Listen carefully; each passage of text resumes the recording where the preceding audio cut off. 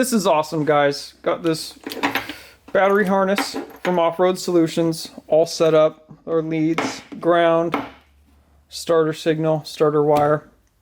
This goes from this side over there to the fuse box, to the, you know, when I say driver's side, over to the passenger side, the original fuse box. And they provided us with a brand new alternator plug, which gets wired into the lead that's on the fender on the driver's side.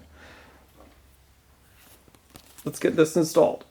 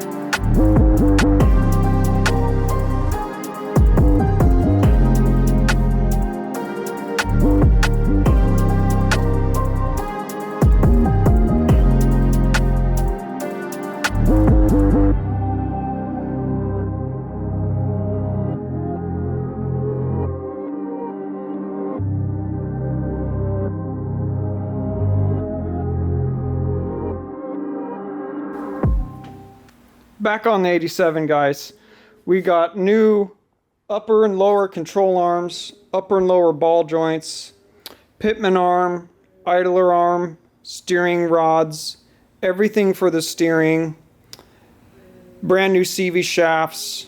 We're going to get all of that stripped off, and then we're going to paint the chassis with some VHT semi-gloss chassis black, and then we're going to reassemble with all of our new parts. Let's do it, guys.